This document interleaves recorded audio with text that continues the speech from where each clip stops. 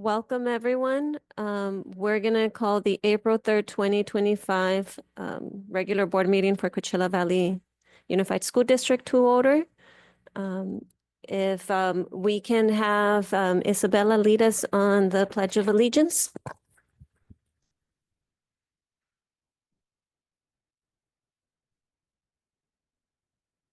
Ready, begin.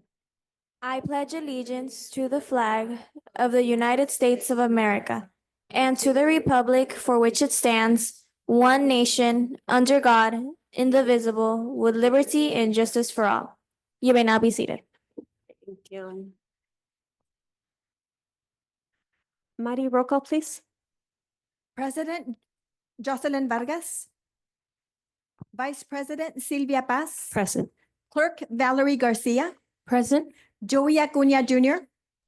Trinidad Arredondo. Present. Jesus Gonzalez.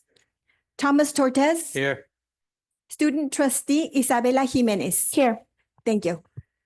Thank you. We're going to start with recognition of the Coachella Valley Unified School District Spelling Bee winner, Alexa Magaña from Toro Canyon Middle School.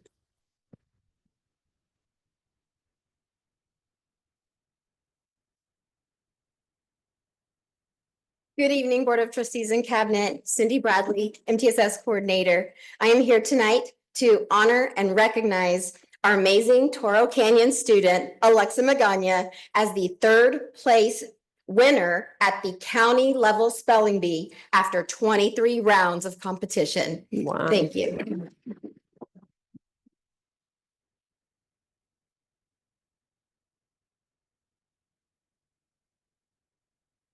Okay, do we want to take pictures? Thank you. Pictures? Pictures, anyone? Okay. Can she say something, Cindy? Can you give her the mic, say a few words? Oh. And then we'll do the picture. No pressure. Do you want to tell me how you entered the song? Yeah, tell me. I mainly entered the spelling bee to like have an accomplishment of my own, but I did it for my parents to make them proud. And I never thought I'd get past school level. And I went all the way to county, and I'm really proud of myself. And yeah. Third year at county. Yeah. And I learned from this experience, I learned to not give up because the first 2 years like I lost, but I got up, I kept getting up, and I tried harder and harder, and I learned that you really get somewhere. So yeah. Thank you. Thank you, Alexa. We want to go down and take a picture?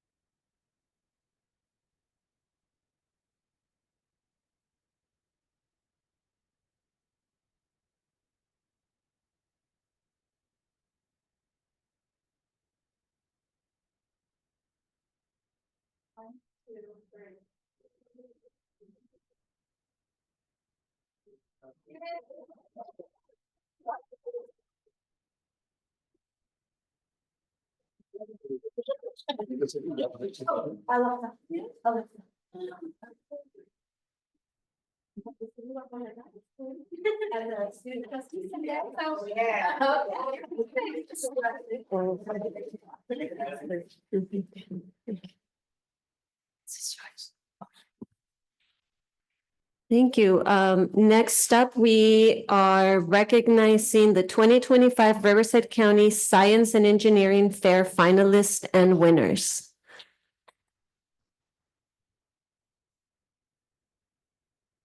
Good evening, members of the board and executive cabinet. My name is Edison. I'm MTSS Data Coach Coordinator and Science Fair Coordinator this year. It is my privilege and honor to award our county finalists for our county science fair this year. Our competition journey started back in January 14th. We had our district science fair where we had 91 projects and over 176 students participating. We had 16 projects and 37 students move on to county, and we're recognizing those individuals tonight. So we still have some members of our project teams that are actually moving on to our state science fair, which is going to be next weekend on April 13th in Thousand Oaks. So we're really excited to honor these individuals. They put in a ton of hard work this year. So we will start with the finalists from Las Palmitas.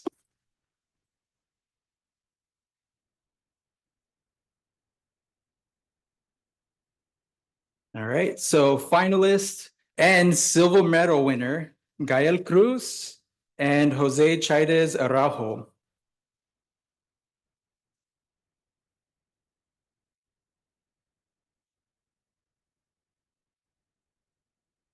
Gael.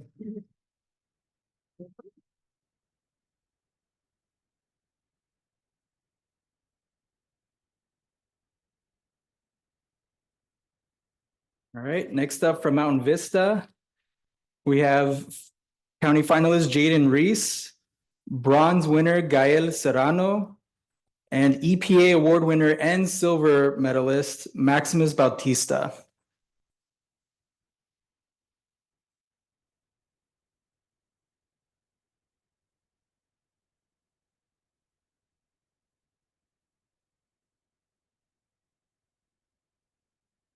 Thanks for your patience, everyone. We got a lot of finalists here.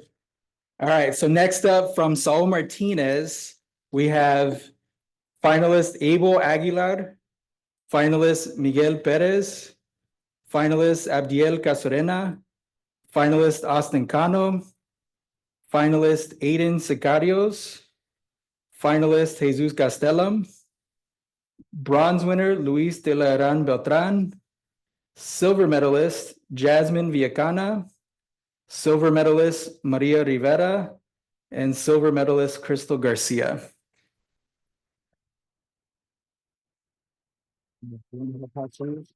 What's your name? Please.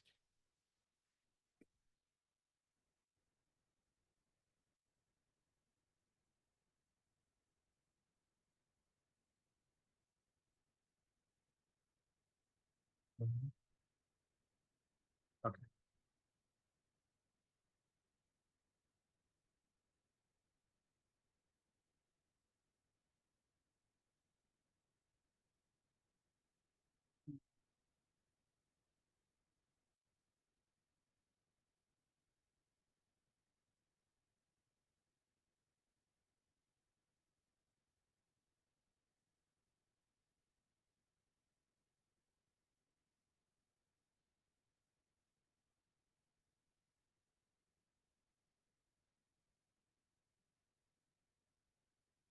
Thanks again for your patience. All right, last is Palm View. And actually, before we move on to Palm View, I do want to recognize we do have a CV High School finalist. I know unfortunately he won't be able to join us tonight, but that finalist from the county is Jose Oliva from Coachella Valley High School. So I want to make sure Jose gets recognized. All right, Palm View, who had our most representation this year. Finalist Eric Sanchez, finalist Samuel Owens, finalist Daniel Aguilar, finalist Esteban Castellanos, finalist Isair Pina, finalist Genaro Reyes. I'll let you know. Finalist Genaro Reyes, finalist Dana Figueroa, finalist Cynthia Ortiz, finalist Camila Romero, finalist Meli Espinoza, finalist Leilani Fernandez, finalist Sofia Vargas, bronze medalist Valeria Rodriguez, Bronze medalist Noeli Mesa. Bronze medalist Camila Beltran. Bronze medalist Victor Valencia. Bronze medalist Brian Lopez. Bronze medalist Matthew Murillo. Our three gold champions and our state science and engineering fair finalists and Thermo Fisher Award winners, Jaslyn Cepeda, Daisy Vargas, and Amy Almanza. And those last three winners will be going to Thousand Oaks next Sunday to represent our district at the state science fair. So thank you, finalists and award winners.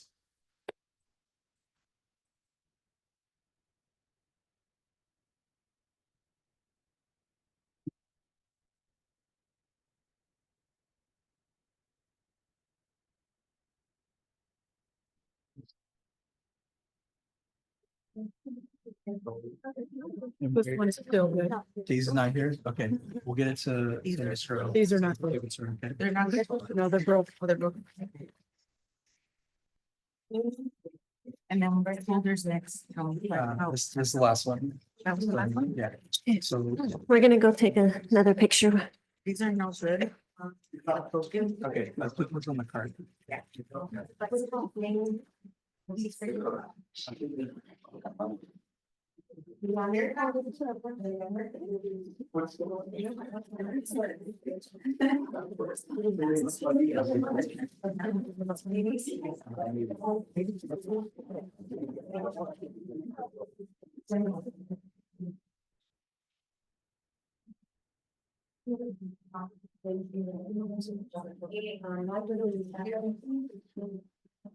We're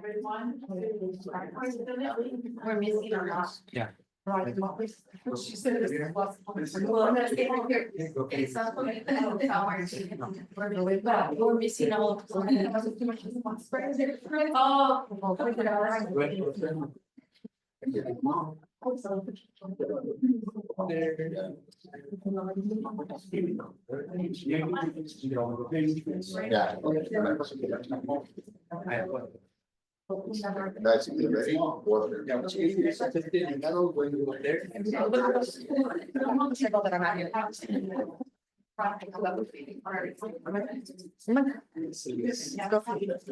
We gotta join the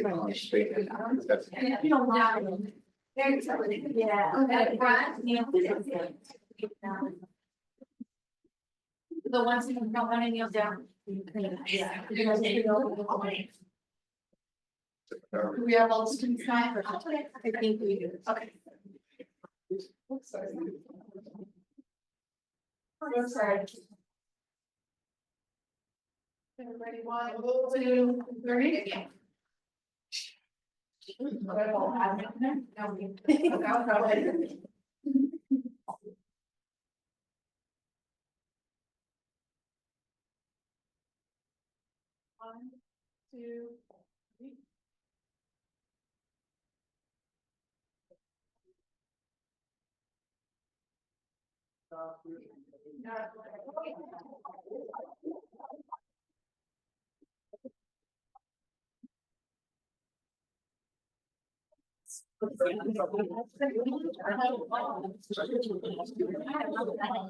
We're gonna get your certificate of salvatus. And I called your name too.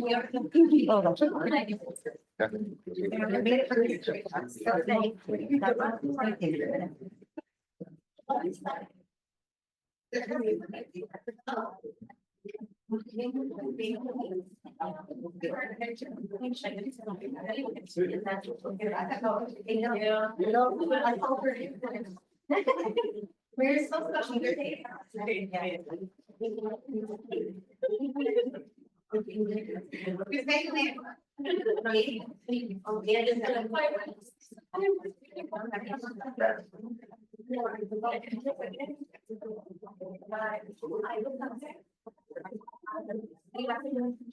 Well, again, congratulations, everyone.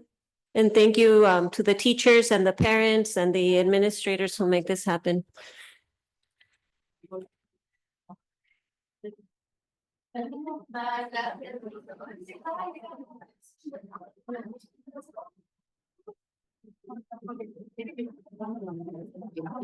Mhm. Yeah.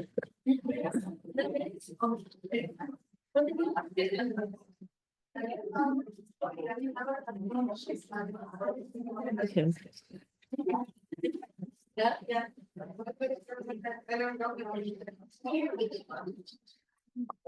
Okay, we're gonna move forward to item 3.1, closed session public comments. And I'll read this slowly while people make their way out. This is an opportunity for members of the public to address the governing board regarding any closed session items within the board's subject matter jurisdiction. Please complete a request to address the governing board form and hand it to the recording secretary. The online form submitted electronically will be read. Speakers will be limited to 3 minutes per person, the maximum of 20 minutes to each subject matter. Mari, do we have any comments? None were submitted for closed session. Okay, thank you. I will now entertain a motion to enter into closed session. Second. Thank you. There's a motion and a second. All those in favor? Aye. Aye. Thank you. And we're back at what time? 7 and 7:30. We'll be back between 7 and 7:30. Thank you, everyone.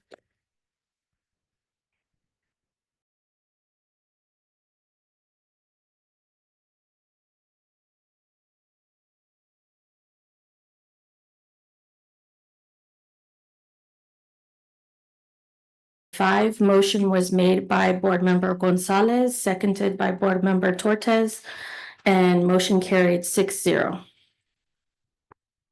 Thank you. Can I have an approval of the agenda? Thank you. Second. All those, no, Isabella, your vote on the approval of the agenda? Yes? Yeah. Thank you. All those in favor? Aye. Aye. All right, anybody opposed? Motion carries.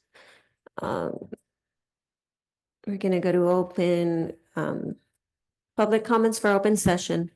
Introductory comments and requests to address the board on items on the adopted agenda and items not on the adopted agenda will be considered from the audience at this time. Please complete a request to address the governing board form and hand it to the recording secretary. Speakers will be limited to 3 minutes per person with a maximum of 20 minutes to each subject matter. Additionally, the person making the request should state his or her name and the name of the organization or group represented. Please be advised that the board is not always at liberty to answer questions right away. State law prohibits the board from taking any action on items not listed on the agenda. Ms. Alicia Valladolid?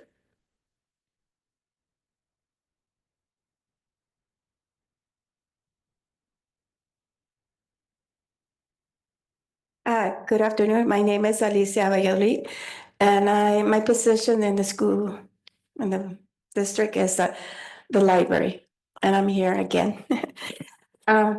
This week, I work on my equipment, which is Asset Tech, the LCD projectors and Apple TVs. You could say, yeah, you just put a tag there. No, this is time consuming. A lot of time. And it's just 20 and 15 Apple TVs. So you could say, oh, they don't do anything. We do a lot. Unfortunately, I have to say this. One of the teachers put a complaint against me, but 3 years ago or so. And I went, Cindy is the one who was overseeing it. I had to justify everything. Justify. I was embarrassed, but I'm not embarrassed no more. I'm proud of myself because the results were not like it was nothing. That's why I'm here. I have to say what we do. An email was sent to us about summer school material. And as soon as I read it, I go, oh no, they're gonna throw us another subject on us. Summer school is summer school material. It's supposed to be the people who work in summer school. And unfortunately, it might come back to us. This is a surprise that we get most of the time. Do this, do that, do this, do that, and we always do it. It could be one pallet, could be 3 pallets. If you remember, Mr. Cunha, Mrs. Paz, and Mr. Gonzalez, when I came here and said, I have 45 pallets, I didn't receive no help. I worked the whole summer, no pay. But I was proud that I did it for the students. The budget crisis, I understand. Aid to teachers, aid to management, we were hit the most. You're gonna lose a lot if we're not there the hours that we had. Nobody is gonna be there for textbook, collect them or something. You're gonna lose a lot more. And they asked me why you come to the board. Ultimately, you're the ones who sign. And I've been here many times explaining my position. So think about it before you sign anything. Our position is every position is needed. Think it twice. Thank you. Thank you. Mr. Mike Wells.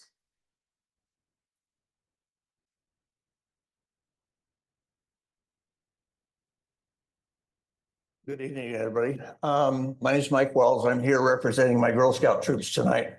Back in January, I requested a meeting with Dr. Esparza regarding use of facilities by my Girl Scout troops. I really haven't gotten a response for that meeting. I'm looking to still have that meeting with Dr. Esparza. Quite frankly, I haven't been able to pursue any follow-up on that over the last 8 weeks. We've been pretty embroiled in our cookie sales, which just ended here recently. So that's taken up a lot of our time. The use of facilities is important for our girls. We've been using it for some 50 years now, off and on over the years, with no issues. And I'd like to discuss that with Dr. Esparza and so that we can get on the same page about how we go about using facilities.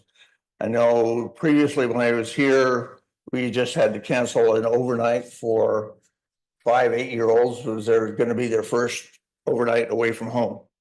And we had to cancel it because we couldn't use district facilities. Just this weekend, we had another event planned, which was also canceled due to not being able to use district facilities. So it's taking an impact on our girls and the program and the things we're trying to provide for these girls. So Dr. Esparza, if we can meet, I would appreciate that. We can go over the details of all this stuff and figure out where we need to meet in the middle so that we can help these girls get their program that they need.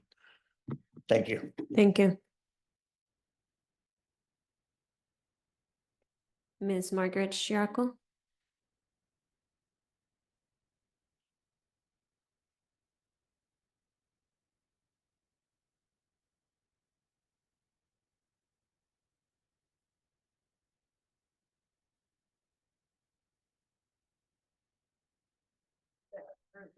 Closer to you. It takes me a minute to move. I'm Margaret Sciarco Ruche. I'm an old alum from CV High. I've been involved with trying to establish the Ag and Natural Resource Academy at CV High School for 14 plus years. I'm reintroducing it again to all of you. Some of you remember when we appeared before about the Ag and Natural Resource Academy. There seems to be a light at the end of the tunnel with Dr. Esparza. The project has available funding through Prop 2 with matching funds from community and corporations. The architects developed a master plan for the school 10 years ago, and they're still on board to bring it up to date now at no cost. We have community groups involved as well as our farmers and individuals and alum. This should be a wonderful addition to the CVUSD and CV High School and will be available for the other schools in the areas and a positive for the East Valley. And Lord knows we need some positive vibes down here, I know. Supervisor Perez and Assemblyman Gonzalez supports this, along with our Ag Commissioner Delia and Ellen Way, Farm Bureau President, Janelle Percy of GCV, and I'm a member of CWA, California Women for Ag. Miss Jenny Brown of Bakersfield and many others also support. Dr. Esparza and her team said we would be ready for submission for funds in a few months. This is very good news, but we need you to also instruct us to move forward. Food is not going away. It is not a fad. We must continue to produce more on less land with less water, and we need to have the education to continue to do so. There are hundreds of jobs in the ag world now with great pay, from mechanics to seed production, welding, computerized tractor driving, computerized irrigation, and we need farmers on the ground. It's a magical world growing food and animals, and it takes commitment to continue these programs. Help us shine the light on this project as it moves ahead, and it is situated in the middle of farmlands. We're very lucky about this. Thank you for allowing me to speak. Thank you. Maddie? Comment that was submitted electronically by Juan Esparza regarding the academic calendar. Good afternoon, members of the board and CVUSD leadership. I would like to share some concerns of the new academic calendar for next school year, specifically the 2-week-long spring break. As you know, prolonged breaks for children can be detrimental to their academic progress. We've seen this for decades with our winter break affecting retention. Some research suggests that low-income students may be negatively impacted by extended breaks due to limited access, resources, and enrichment activities. Ironically enough, this district leadership pushes research from John Hattie, yet fails to follow it itself.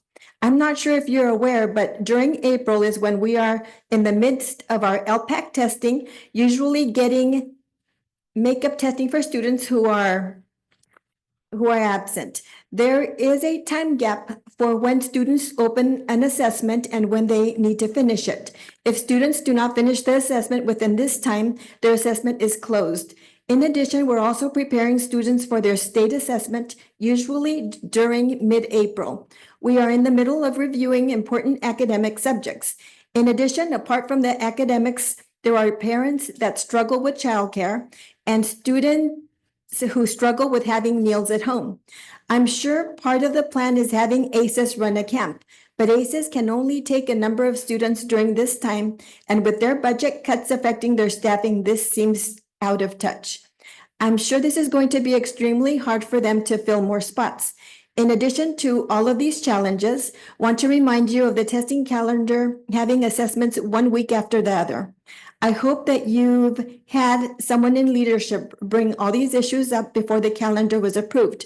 And I truly hope that some solutions are brought up during future board meetings.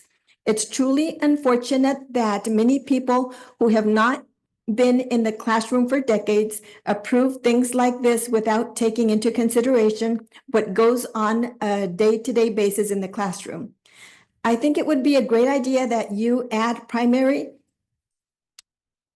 and secondary teacher input when making decisions like this, as some leadership administrators are out of touch with what goes on in the classroom, as some of them have not taught in a long time, and our school administrators' primary role seems to be focused on discipline and providing instructional leadership training.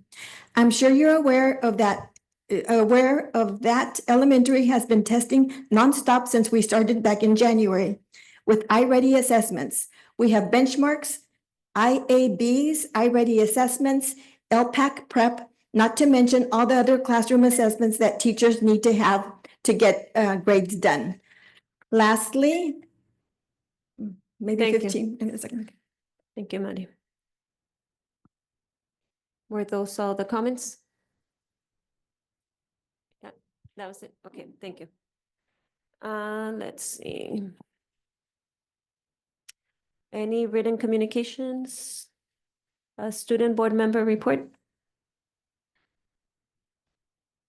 Hi, my name is Isabela Jimenez Martinez. I am the student trustee for West Shores High School, and I will be giving the student board member report this afternoon. First off, for Desert Rouge High School, many students were accepted into top universities, including UC schools like UCLA and UC Berkeley. This is a huge accomplishment reflecting the hard work of students and staff. Additionally, 2 Puente seniors are finalists for the prestigious Gates Scholarship, a highly competitive award that provides a full ride to college. Winners will be announced in April. Migrant students who have completed their credits are now eligible for a paid internship, a great opportunity to gain work experience. Also, Desert Rouge High School students recently competed in the migrant speech and debate regional competition, with winners advancing to the state competition in Monterrey this May.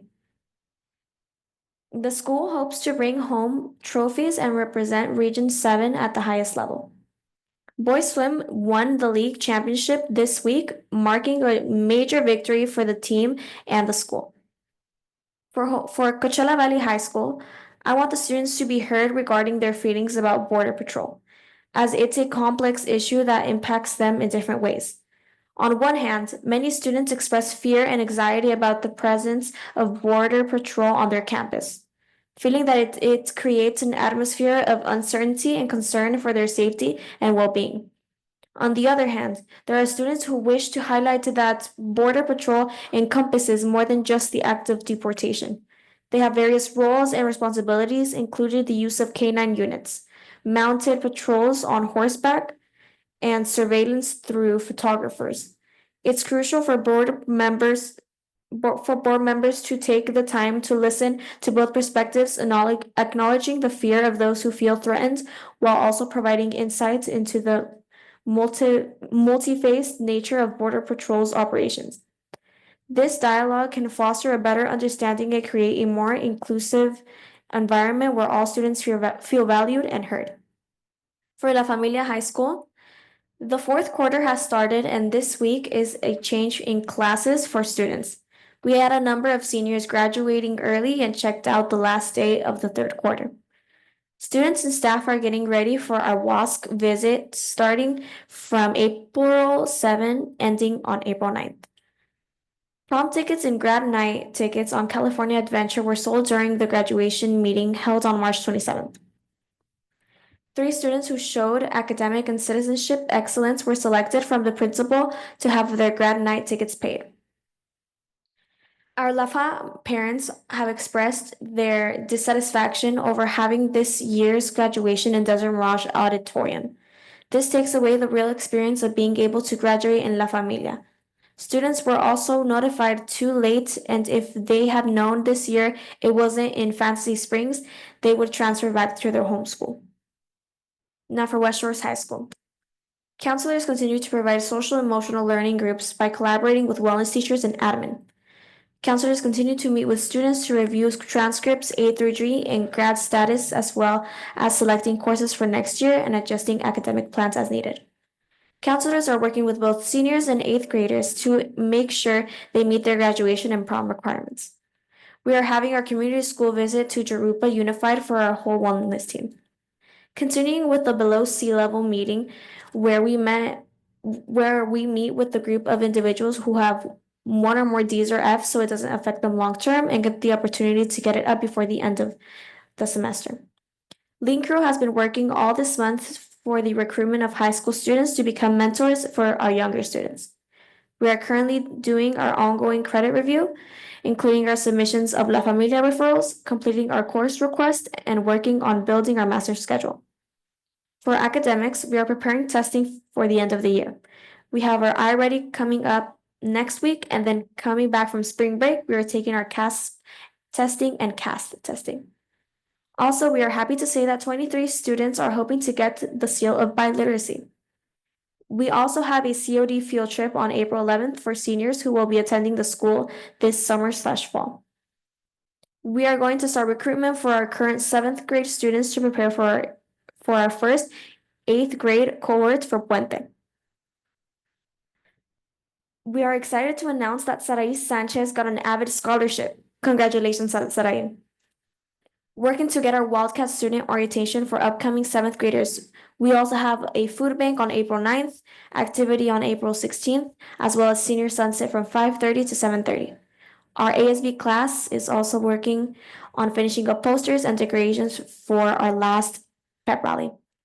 I also wanted to note that many students are feeling dissatisfied with the layoffs and being sad about losing teachers that have made a great impact in their life. Thank you. Thank you. Board Member Acuna? Yeah, just a few things. Just wanted to remind people there's a soccer tournament on Saturday over at the Crossroads. I'm sure the parents and the students would like support from anyone who's able to make it.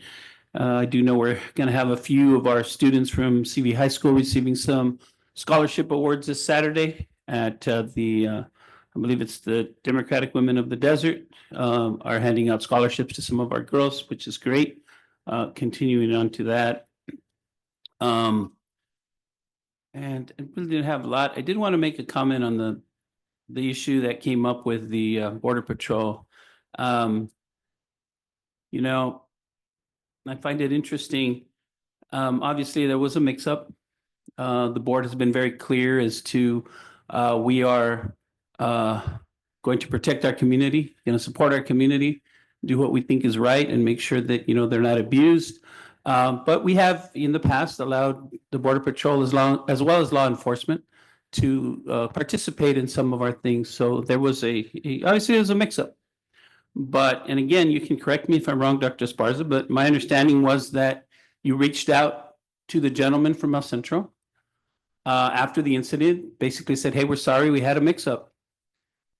After you had that conversation, that's when they posted the website, which tells me he didn't give a crap about an apology or anything. He had an agenda. He attacked us. He said all kinds of things about us. I'm kind of a little shocked. I opened up and I see his profile picture. He's sitting there in a full SWAT tactical with the AK, whatever the hell he had, which is basically this administration's attitude toward our community. So while, yes, our principal made a mistake, if he's going to err, I'll tell him to err on the side of our community every single day. So again, my commitment to support our community and to continue doing what we're doing, what I believe most of us on this board have supported, is to continue. And again, he basically told us how he's going to run his sector. And unfortunately, the problem is with people like him, people like our current sheriff in Riverside County, the more political they get in all these kinds of things, which he's supposed to be nonpartisan. He's not even supposed to be doing any of this stuff. It hurts the rank and file people who we actually have to work with every day and who are good people trying to do their jobs. Law enforcement, Border Patrol. I know many Border Patrol agents as well. They're trying to do a hard job in even a difficult environment.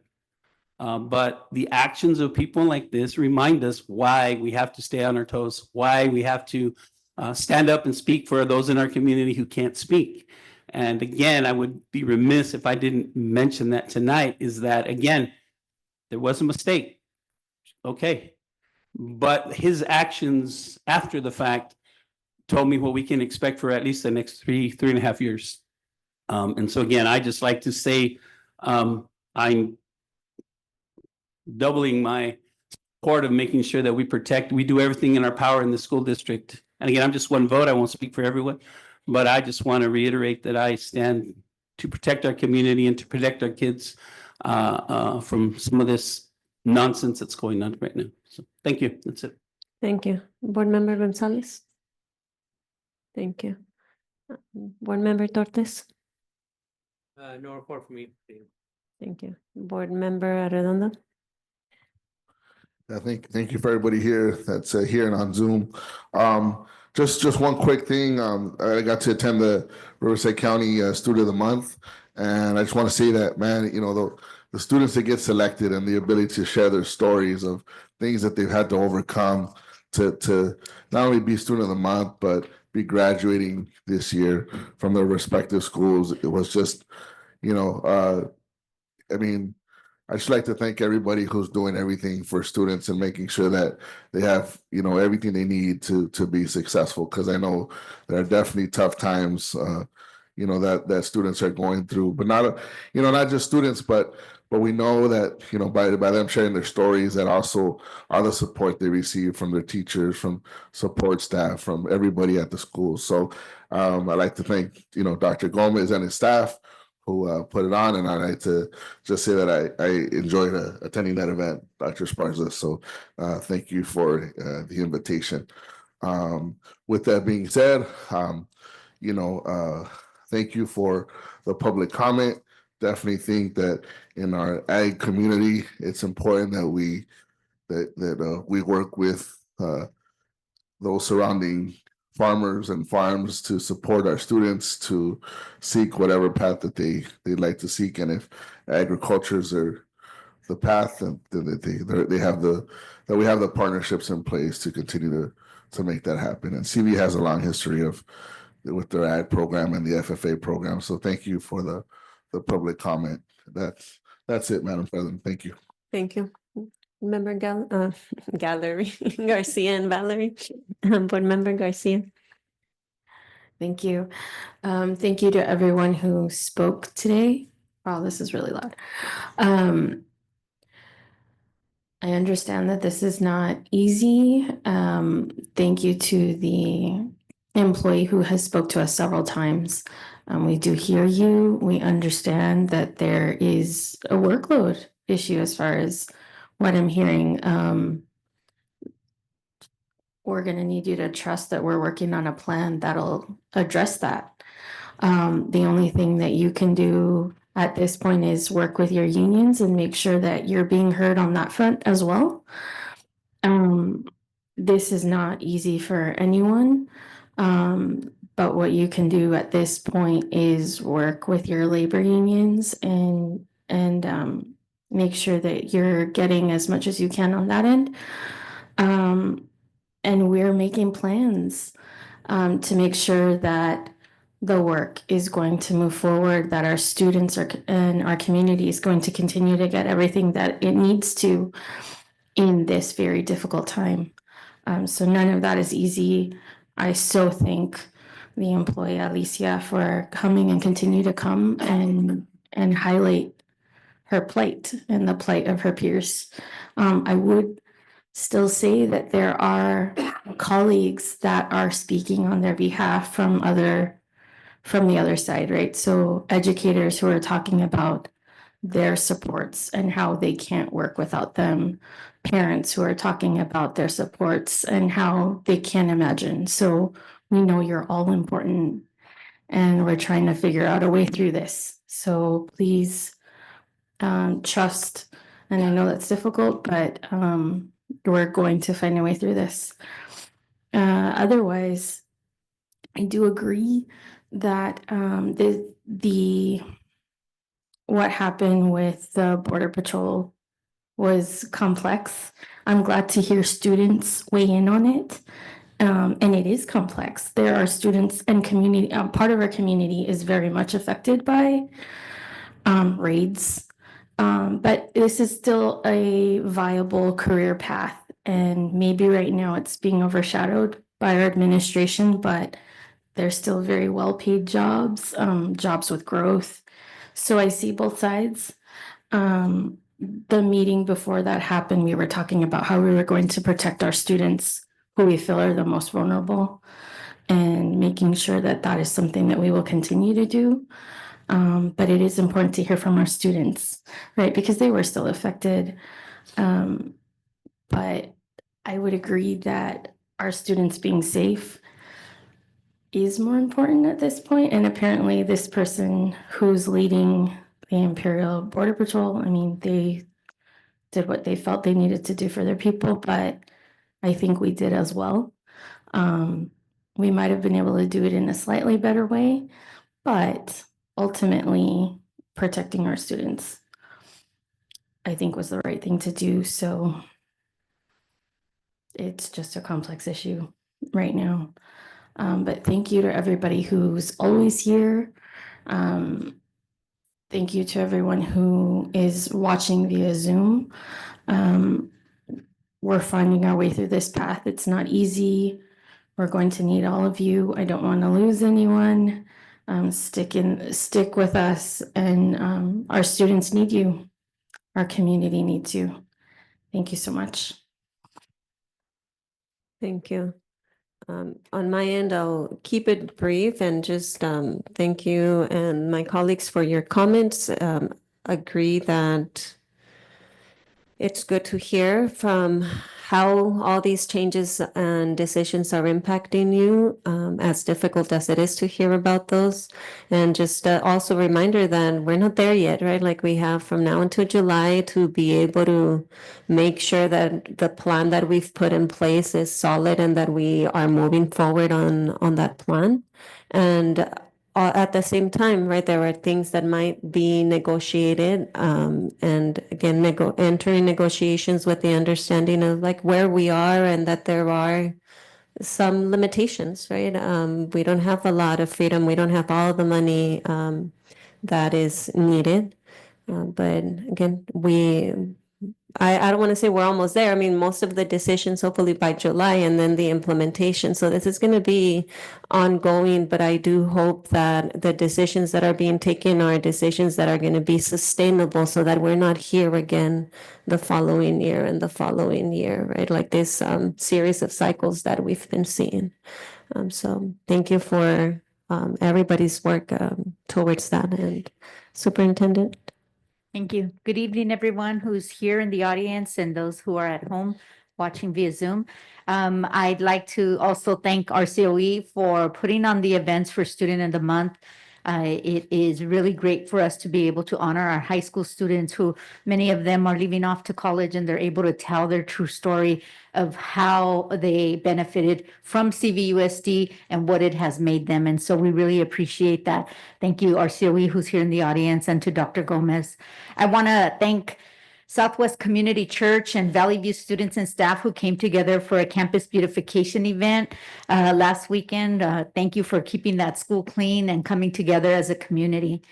I'd also like to thank our Director of Special Ed, Mr. Rob Nichols, for putting together Disability Awareness Week for us here in CVUSD to celebrate disability awareness. Each day, students and staff have celebrated the strength, resilience, and uniqueness of individuals with disabilities. So thank you for that.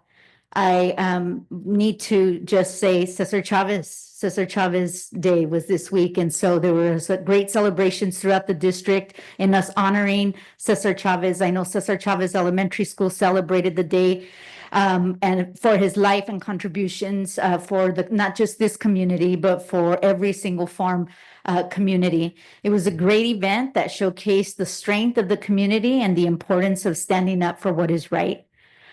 I do want to thank our staff who have come up and have voiced their opinions in regards to the layoffs and letting us know, that their work is valuable and that we need to know that they are working, and we do know that they are working, and we appreciate their comments. I would be remiss if I didn't mention Paraprofessional Day, which was yesterday. So we want to thank all our paraprofessionals who are working with us. Their compassion, patience, and commitment to go above and beyond is not unnoticed. So thank you for that. Valle del Sol had a math night this week. We want to thank all the families who attended. There were several families who participated in hands-on activities, games, and it was a wonderful opportunity for parents to be able to see their children strengthening their math skills and taking that home as well. So home to school, a great event. I'd like to thank Palmview. They are right now one of our schools with the highest attendance, over 95% attendance. So this accomplishment reflects the dedication of the principal, our students, the families, the staff there, and making education a top priority.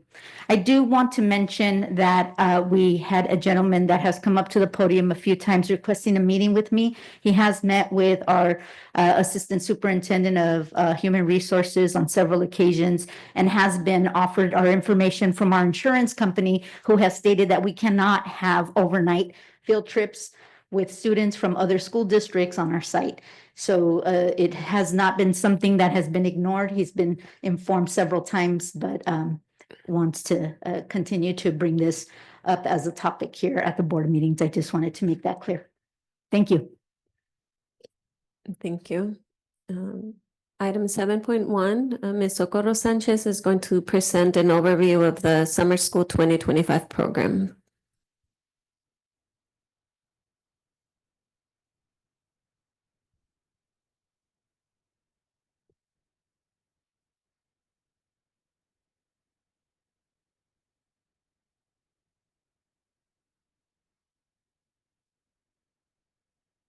The working, oh yes. Good evening, Vice President Mrs. Paz, Superintendent Dr. Esparza, trustees, and community members. As we prepare for the 2025 summer school program, we are excited to share how we are designing engaging, enriching, and academically focused opportunities for our students. This effort has been a collaborative endeavor integrating the expertise of educational services, business services, and human resources to ensure we have the staffing, resources, and logistics in place to support student success. This evening, our presenters Tara Hinchin, Karina de la Peña, and Lindsay Rue will provide an overview of our summer program, highlighting key components such as instructional design, student enrichment opportunities, and data-driven support. Together, we are committed to leveling up learning for all students this summer. At this time, I'll turn it over to Karina de la Peña, who will start walking us through the details. Hello, everyone. We will have 20 instructional days for summer school, and we will have 2 holidays during that time. One will be June 19th, the other one will be July 4th. We will also have professional development for teachers on June 11th. The first day of school will be June 12th, and the last day of school will be July 11th. Our teachers will be working at 7-hour and 20-minute days. The elementary school will start at 8 a.m. and will be completed by 3:20. Middle school will start at 8:45 and will complete their working day at 4:05. And high school teachers will start at 7:15 and will be finished with their day by 2:35. Our students will attend an instructional day of 6.5 hours. Elementary school students will start their day at 8:15 and end at 2:45. Middle school students will start their instructional time at 9 a.m. and end at 3:30. And high school students will start at 7 a.m.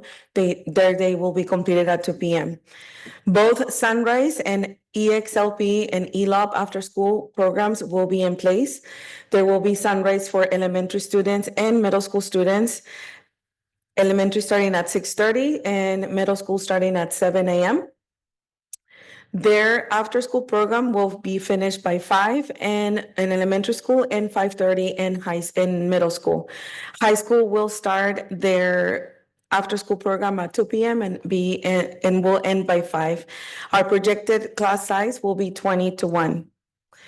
This year, we will have 6 locations in elementary school that will be hosting summer school for all of our elementary school students. All elementary schools will be hosting other sites with the exception of CVU. CVU will be only hosting CVU students.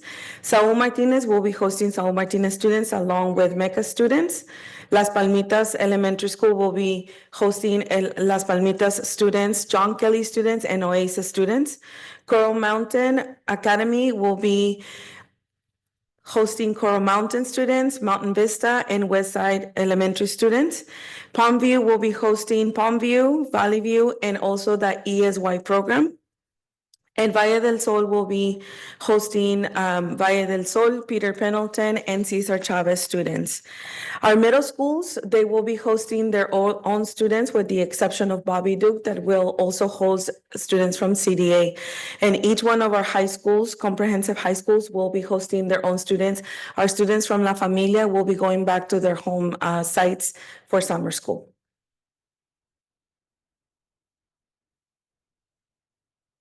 The summer school student flyers and applications were distributed to families beginning March 18th. For elementary, that was our parent conferences, so that was a really good opportunity to have those discussions with parents.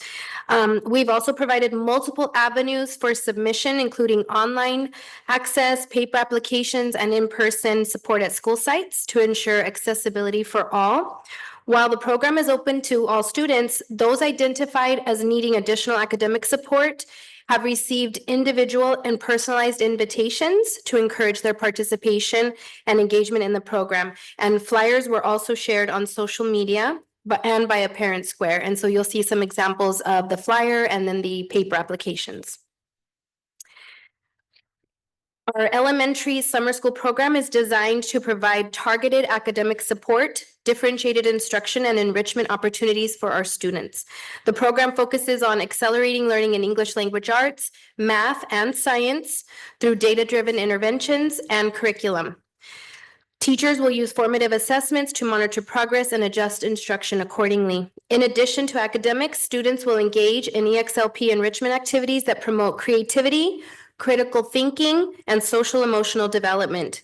These include STEM projects, visual and performing arts, physical education, and culturally relevant and tangible experiences designed to keep students motivated and connected to school, all through our gaming theme.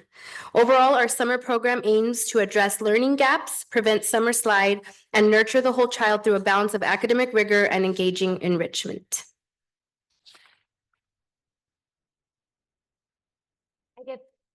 I get the opportunity to talk about high school. So high school summer school is going to be offering opportunities for students to stay on track academically, recover credits, prepare for future success, and whether students are looking to complete online courses, recovery loss, build bridges between high school and middle school, or we have equitable programs tailored to fit high school students.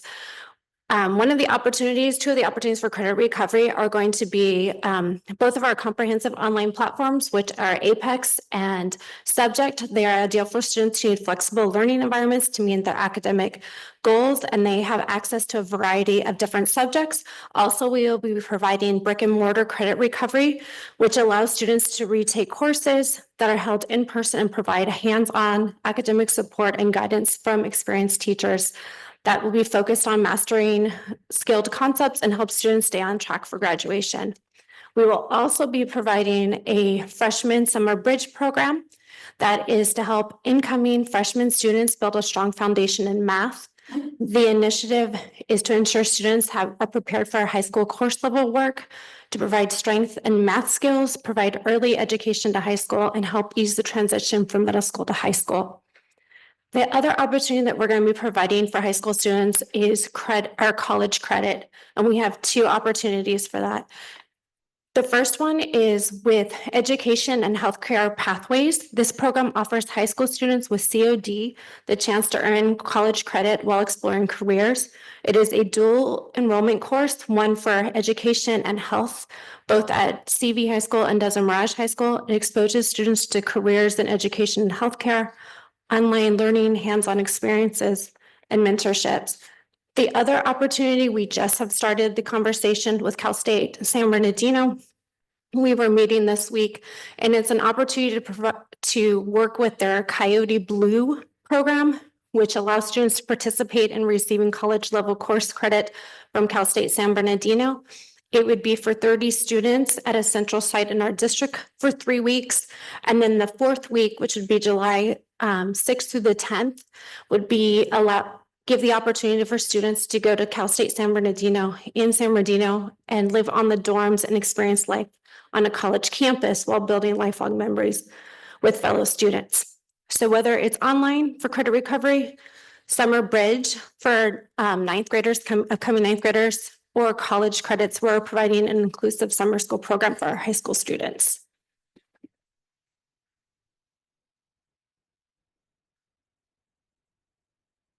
The academic portion of the program will include 180 minutes of daily academic instruction, which will be providing focus, standards-based learning in English language arts, math, and science. So they'll get 3 different rotations with English language arts using our 95% group curriculum and corrective reading for grades 3 through 8. And then an hour of math using our UCI math intervention lessons. And then 60 minutes allocated for science instruction, utilizing a variety of different things. And one of the things we wanted them to do is practice a science fair project so that they actually leave with a science fair project and the understanding of how that's done. And then also utilizing Lego Spike kits and Generation Genius Science. And then woven into their day, students will also receive 3 EXLP rotations for 1 hour of each, so they'll get those extra rotations. And so our instruction will be aligned to grade level standards and incorporate research-based strategies to accelerate learning, close achievement gaps, and support English learners and students with diverse needs. Our data and metrics. So in order to measure the effectiveness of our program, we want to make sure that we're pulling data from multiple data sources and ensuring that we're looking at, the quality of our program. So we're going to be utilizing for 3rd through 8th grade corrective reading pre and post tests. And then we're also going to be utilizing our K2 Dibble screener as a pre and a post, which is our newly adopted screener for kindergarten. And then for mathematics, we're going to be using interim assessments for pre and post, as well as UCI math assessments for our K2 students. And then in high school, we're going to look at the credit completion, college credit earned, and also interim assessments as pre and post for high school as well as part of that data and metrics piece.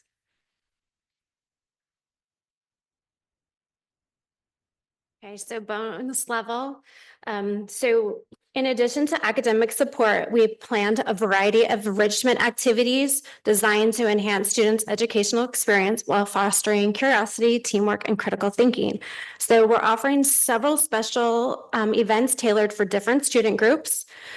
So first one is elementary students. So they'll be having a day at Knoxbury Farm to explore problem-solving discovery through interactive attractions. The other one is to provide movies to encourage critical thinking and discussing about storytelling and themes. Middle school and high school are going to have a trip to Universal Studios. And then our ESY will be hosting bowling and movies. And then we're going to be doing an end of the year program celebration to honor students' academic achievement, leadership, and perseverance, and student performances. And then also a student showcase that gives students the opportunity to present their projects and reflect on their summer experiences.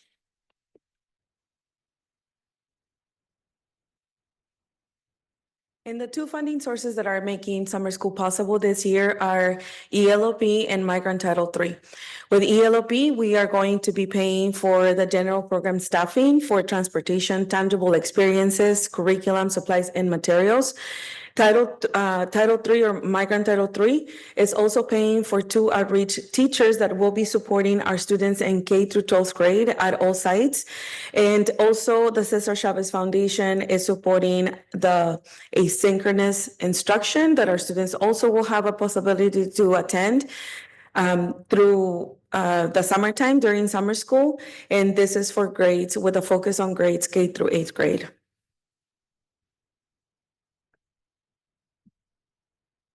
So far, over 1,800 CVUS students have enrolled in our summer school program in just over 2 weeks, and they are interested in that balanced approach to academics and enrichment. So through our structured instructional time, targeted support, and creative EXLP activities, students will be given meaningful opportunities to play, learn, and grow. And the program will focus not only on accelerating academic achievement, but also on fostering curiosity, confidence, and a love of learning, helping every child start the new school year stronger and more prepared, which is our goal. So we're going to get ready.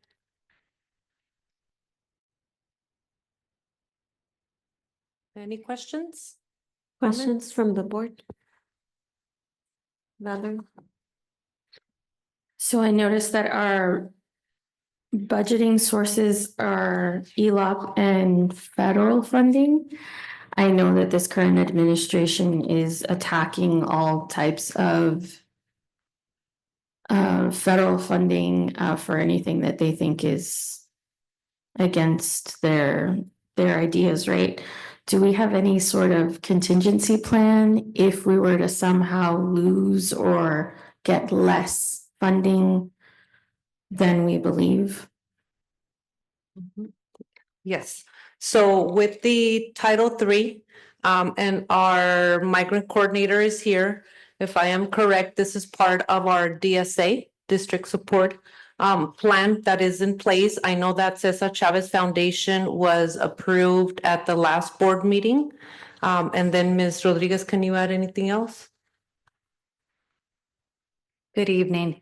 Yes, our district service agreement, it was added that we were going to work with the Cesar Chavez Foundation, and we worked with them last summer. They were able to do in synchronized virtual tutoring and support to our students that not necessarily were here. Maybe they move up north for the summer because their parents are working in agriculture, and those students still got to be able to have an opportunity to have tutoring. There was 223 students that were able to utilize this program during the summer last year.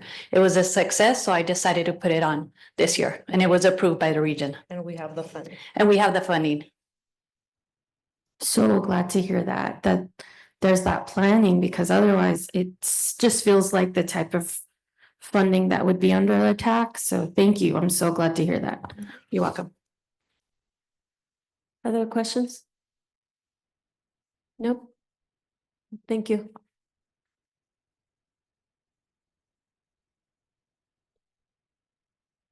Dr. Esparza, item 8.1.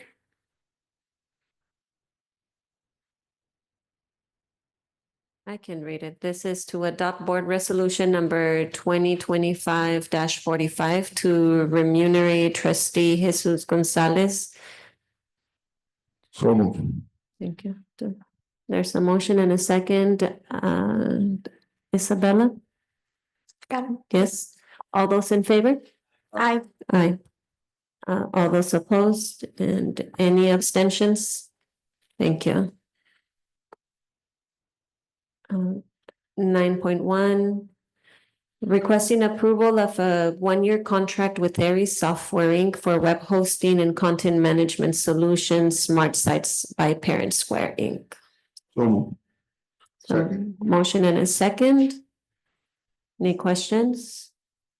Isabella? Yeah. Yes. Okay, all those in favor? All right. Aye.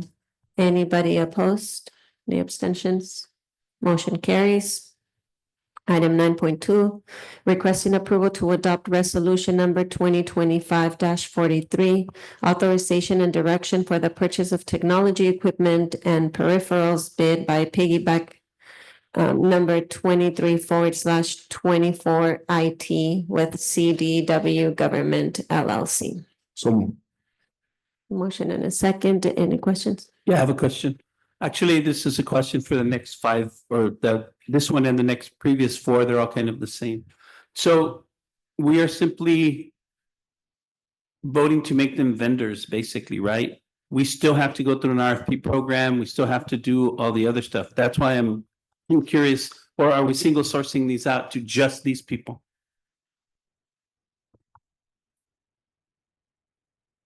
Well, all five of them are different, but I mean, it's the same general concept. We're doing piggybacks, we're doing things. So this one I know is for this, but all the other ones.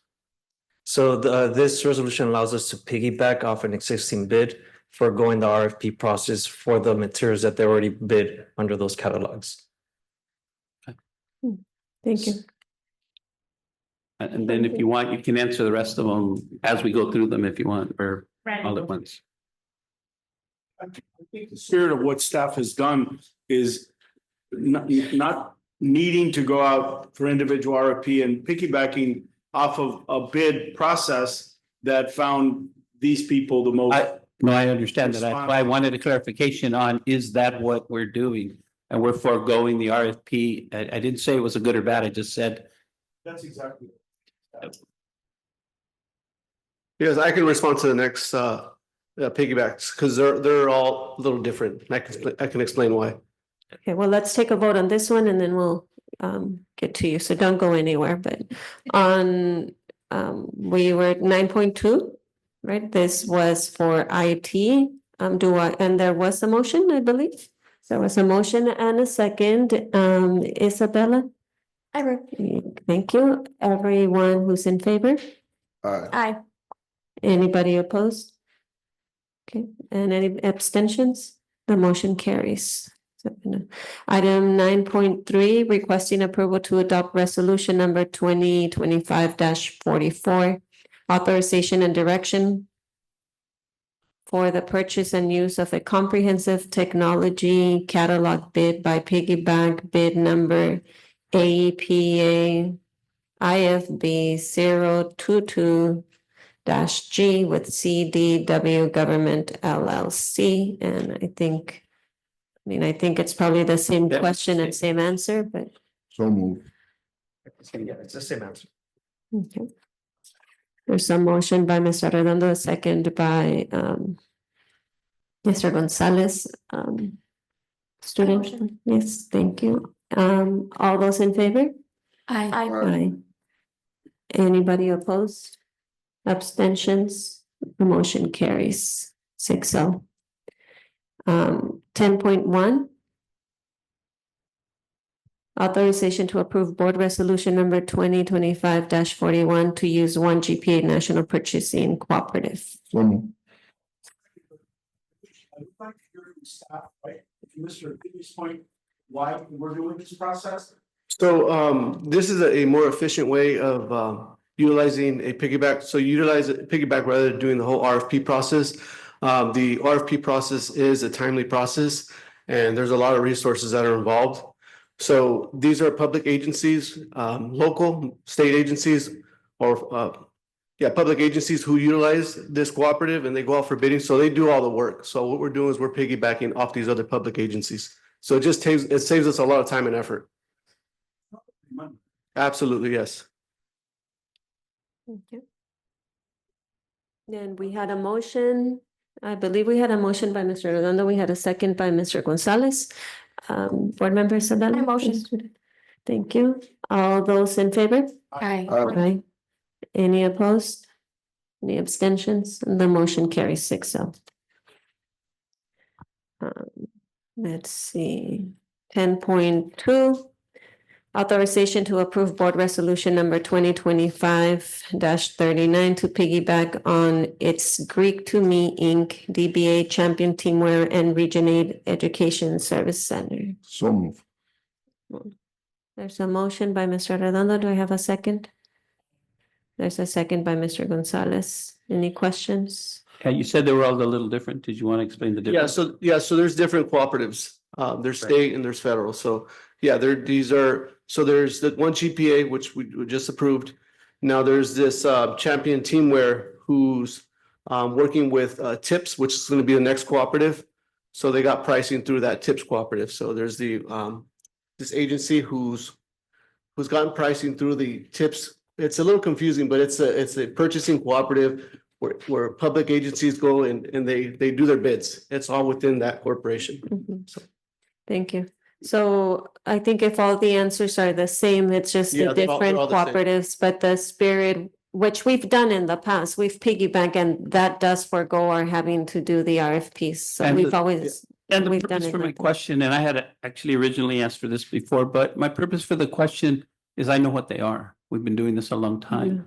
The purpose of the question is I keep hearing about transparency and we don't do RFPs and we don't go out. I want people out there on Zoom and people who are here sitting, understand we have a process. We do it. Board members have nothing to do with it. We do it. And I wanted it explained for everybody because I'm getting a little tired of people telling us, well, you guys do this and you guys do that. It's like, we don't. We vote. They do the work. Their bidding system is separate from anything that we do. So I just wanted to make that clear to people who keep asking me, well, how come you guys never do this? How come you never say how you do it? Well, I just wanted it explained. So Thank you. And Mr. Acuna, now that you bring that up, just know that we've implemented new policies and procedures in the purchasing department. Anything that exceeds the 114,800 threshold requires RFP or a piggyback bid. So we are making sure that we are enforcing that with the Thank you. purchasing. just wanted to make a point. Thank you. So did I do number 10.3 or that's where I am, right? 10.2. We voted on 10.2. Did we? Yeah, we just voted on 10.2. Yeah, so 10.3, thank you. No more questions.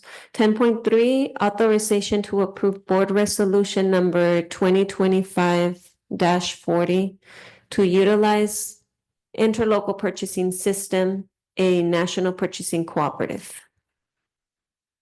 So move. There's a motion and is there a second? There's a second by Mr. Tortes. Isabella? I motion. Thank you, Isabella. All those in favor? Aye. Any opposed?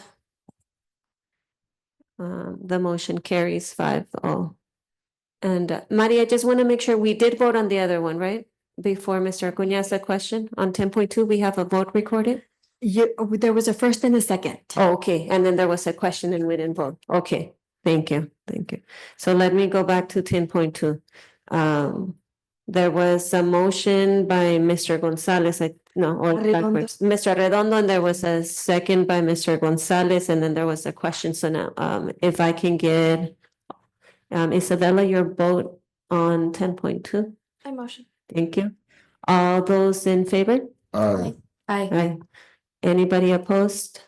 Any abstentions? And the motion carries 5-0. Okay, so now 10.4.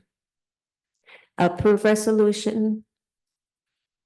Authorization to approve resolution 2025-42, authorization to encumber funds for the following fiscal year, 2025-2026. So move. There's a motion by Mr. Redondo. Second by, I heard him at the same time, but Mr. Tortes and, I heard him, I think I heard him, it was Acuña, it wasn't, no, it was Tortes, yeah. I think I heard one on each ear, Tortes and Mr. Gonzalez, would flip a coin. There's a motion and a second. Any questions? Okay, Isabella, your vote on 10.4? I motion. Thank you. All those in favor? Aye. Aye. Anybody opposed? And the motion carries 6-0. Item 10.5, authorization to amend and restate the lease agreement between Golden Voice LLC and Coachella Valley Unified School District. Daniela, what is being amended on the contract, just again for the public? Is there it says here amend and restate? I can. Dr. Sparsa? So what has been amended is the amount, the 200,000 that was being provided to the district as of last year went up to 240 some thousand of dollars. So this year would be at 255. So we're going to start at 255. This is only a 1-year contract because in the negotiations of this contract, Mr. Tolet has informed that with the profits that they will receive within the next year, they would like to advance and give us possibly a bigger donation. The 385 stays the same. The contract language that has been added talks about where the donation monies are to be spent and how it needs to be provided to the Ed Foundation. And if it's not provided to the M Foundation, that it remains in an account within the district. Okay. Thank you. Do I have a motion? I need to probably make a comment on this. When I got on the board some years ago. Your mic is off. When I got on the board some years ago, we were at the end of 2 5-year contracts. And at that time, Al Hagan, not Golden Voice, he is the owner of the property, was paying the school district and paid the school district for 10 years, $17,000 a year for the use of the 60 acres that is a big part of their parking. So he paid for 10 years on a 10-year contract, on 2 5-year contracts, he paid $17,000 for the use of that property for the festival. He also would use the property for not only Coachella, but Ocella and Stagecoach, and then the horse show, the dog show and the lacrosse, which is a big event. And we had an opportunity at the end of the 10-year or the second 5-year contract to get in the room and negotiate a better deal for the school district. Mr. Acuna and I, being that I was part of the facilities committee and Mr. Acuna and I got into the room and got into the room directly with the people that do Coachella. We had them tour Coachella High School. We showed them the need in the gym. We showed them the need in the weight rooms.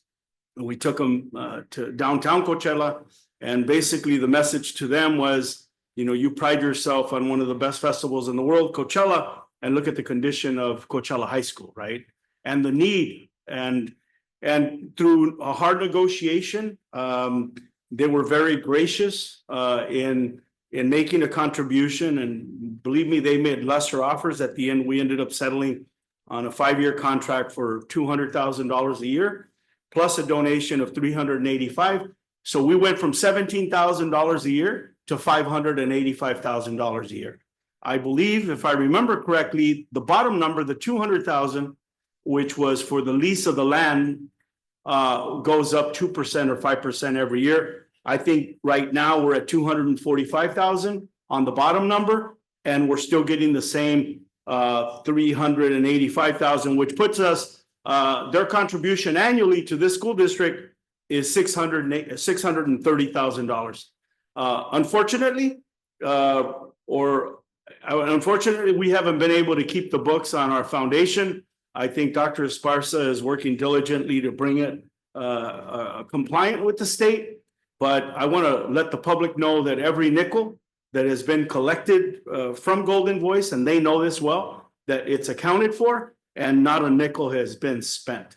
One of the other things that we felt was important is that this money go towards art, music, culture, sports, and athletics. And I believe that's the commitment. That was the commitment in the spirit of the contract. I think Dr. Esparza had an opportunity of clearly identifying what this money's to be used for. And I think the children will greatly benefit from it's $730,000 a year now, as opposed to what we got from them 10 years in a row, which was 17,000. So you hear all this nonsense in some of the local media, but rest assured that every nickel's there, it's accounted for. And we're excited that we have a nice bank that we're going to be able to use going forward to support programs for CVUSD. I have a question. Given the status of the foundation, and I understand the money has been in an account unused, but that is also sort of like a delay, and sort of we could have been using it already for our students. What happens in between now and the time the foundation is ready? Do we still not touch that money, and how long is that going to take? We are not allowed to touch the money. Our attorney has filed all the documentation with the Department of Justice. We're just waiting to get cleared.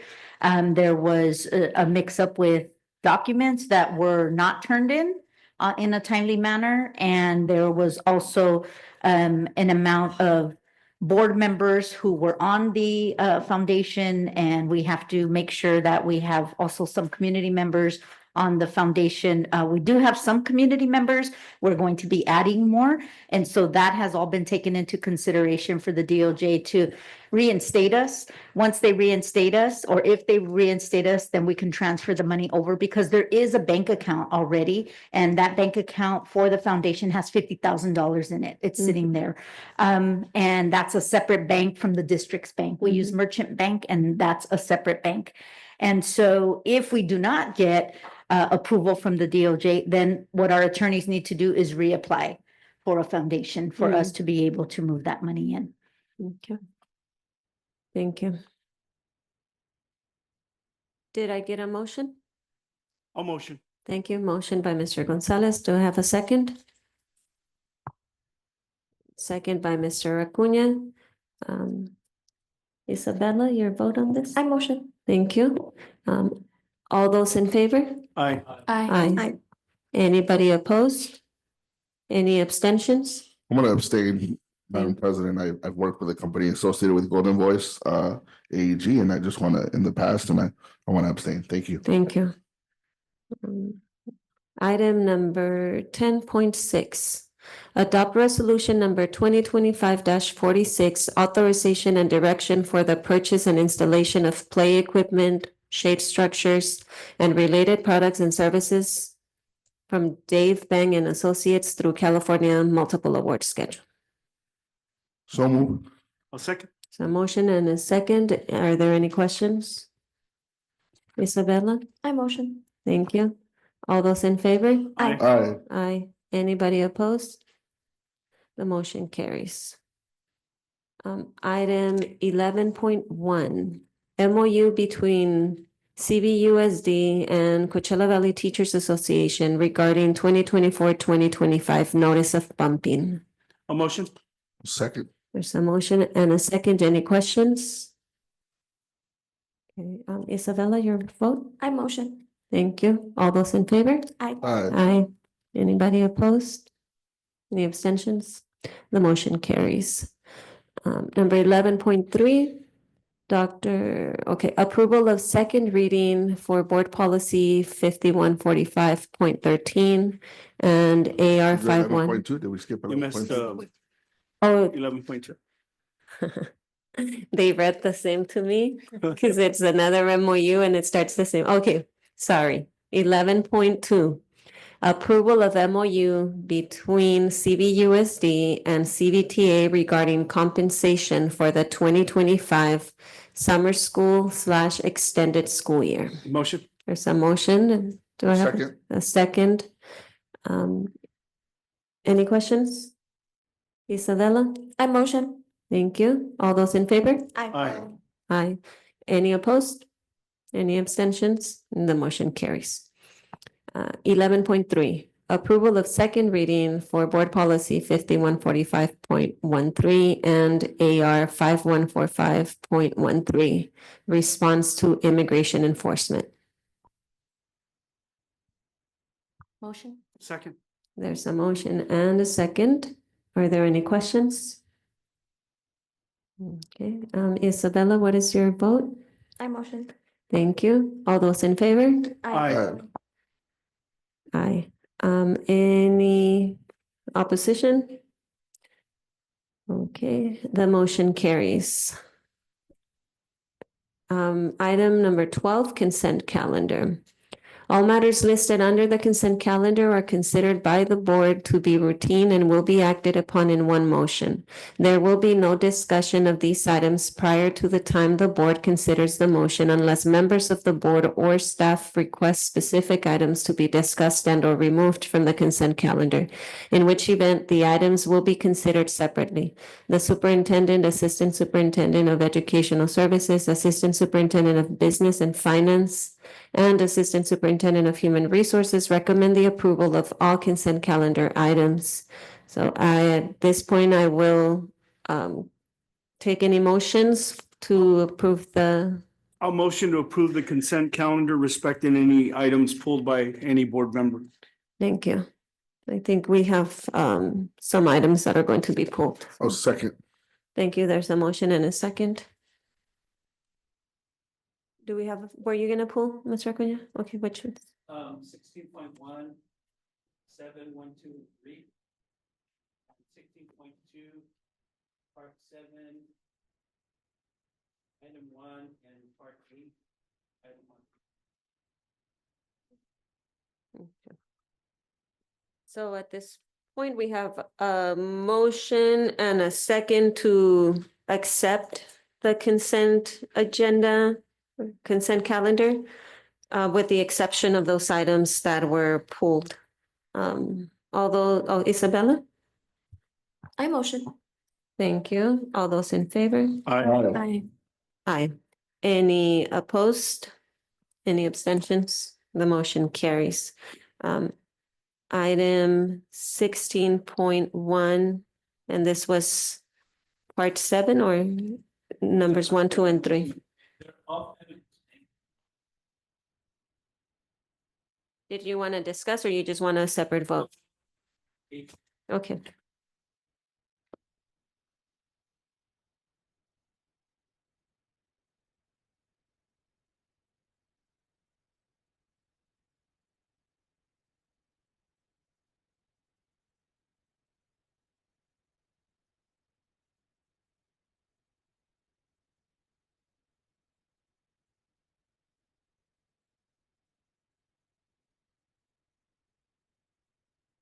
There was some clarification that we had to update and add some details.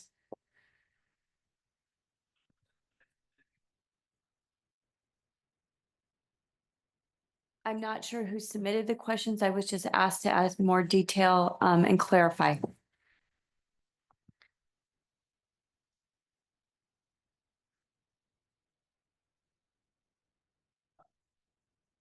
They were the ones with the excerpts.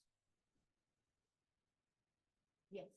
Yep, I never got a response. So we put an asterisk next to it. Huh? Yeah. Yeah, I just never got a response from you guys saying you had changed. And there was a question asked in regards to some of the late submittals that were provided, were put in the wrong place. One thing that we have identified is that, and this is something that Ms. Vargas and I know that Ms. Paz and I have been looking at in regards to all those forms at the end for extra services or out of class or late submittals, and that we need to section off programs as well, like independent studies programs, our after-school programs, our morning programs as well, to make sure that we identify exactly what programs they are and not just clump them together by school, because there's a bunch of different programs going on. And we know that some of those people are contracted employees, they're actual employees of ours, and then some are not contracted employees. And so we want to make that difference as well. So we're going to be changing that, but we'll send that to the board prior. I just want to make a comment. I can appreciate the fact that Mr. Cunha doesn't like the fact that, you know, things are submitted at the last minute for payment, right? But at the same time, we do have an obligation to pay this work performed, right? And so maybe staff can make sure that we're not in this situation again, because had it not been for all these late submittals, we would have left tonight already, right? So I'm sure that it's his pet peeve. He does this. He's been doing it for a long time. We need to get our hands around it to avoid having this discussion, right? Yeah, the thing is, I read the agenda when it came out, based my questions on that agenda. Mhm. And I appreciate you made changes, but I was gonna look back No, yeah. for the answer to the question. That's why I mentioned to the president today that I was gonna pull them, because I didn't see the changes. I see the changes now, but again, I don't check the board agenda every day to make sure. Yeah, for sure. Because once it's posted, it usually shouldn't change. That's kind of what we post. What would you like to I do? didn't know we have so many hours before that thing to be able to make any adjustments and stuff again. What do you recommend we do at this point, Mr. No, Cunha? I mean, we're gonna vote for it because we're gonna pay them, obviously. My questions were that a lot of them were clumped in, and half of them were late and half of them weren't, but they clumped them together to do it, and they need to be in the right location.